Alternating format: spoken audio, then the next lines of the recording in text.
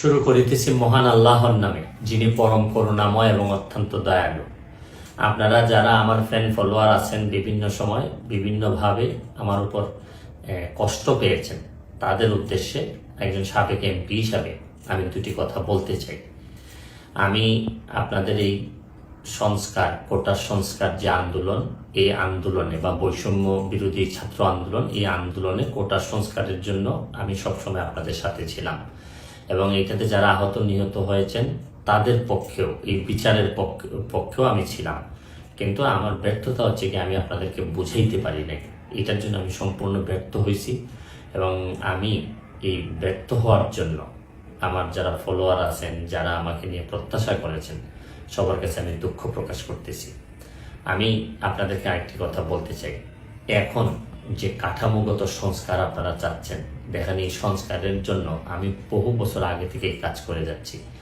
আপনারা দেখেন এই দুর্নীতির বিরুদ্ধে যুদ্ধ গত 15 বছরে আপনারা যে 2-3 জন মানুষ দুর্নীতির বিরুদ্ধে সোচ্চার ছিলেন, এর মধ্যে হয়তো আমাকে একজন আপনারা পাবেন। আপনারা জানেন যে আমি এস আলমের বিরুদ্ধে নিজে বাদী হয়ে মামলা করছি টাকা পাচারের জন্য। আপনারা জানেন যে আওয়ামী লীগের বর্তমান কমিটির যিনি প্রচার সম্পাদক আব্দুস সুবহান গোলাপ, তার আমেরিকাতে 9 বাড়ি থাকা নিয়ে আমি নিজে বাদী হয়ে মামলা করছি। আমি পুলিশের সাবেক আইজিপি বেনজিরের বিরুদ্ধে নিজে বাদী হয়ে দুদকে মামলা করছি। মহান সংসদে আমি তার বিরুদ্ধে বক্তব্য দিছি। মতিউর যে কর কমিশনার মতিউরের বিরুদ্ধে আমি মামলা করছি। আমি সালাম মুর্শিদের বাড়ির নিয়ে মামলা করছি। আমি সালাউদ্দিন, কাজী সালাউদ্দিন যে ফুটবলের দুর্নীতি নিয়ে আমি কথা বলছি।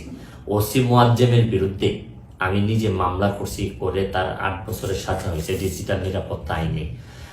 আপনারা জানেন যে জীবনে যত ঝুঁকি ছিল, আপনারা জানেন যে এই কোটা আন্দোলন শুরু হওয়ার 2 সপ্তাহ আগে আমি প্রেস কনফারেন্স করতে বলতে বাধ্য হয়েছি, আমি জিডি করছি যে আমার জীবনের উপর হুমকি আছে এইসব দুর্নীতির বিরুদ্ধে প্রতিবাদ করতে গিয়ে।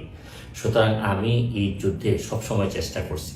এখন আপনারা যারা যে যুদ্ধ শুরু করছেন, ছাত্র জনতার নেতৃত্বে যে যুদ্ধ, এই যুদ্ধে আমি মনে করি যে দুর্নীতির বিরুদ্ধে যুদ্ধ, এই যুদ্ধে আমি আপনাদের সবসময় আমি আপনাদেরকে দোয়া করি যে আমি যতদিন আসি চেষ্টা করে যাব দুর্নীতির বিরুদ্ধে এই যে যুদ্ধ, এই যুদ্ধে সবসময় শরীক থাকার আমার জায়গা থেকে আমি চেষ্টা করব।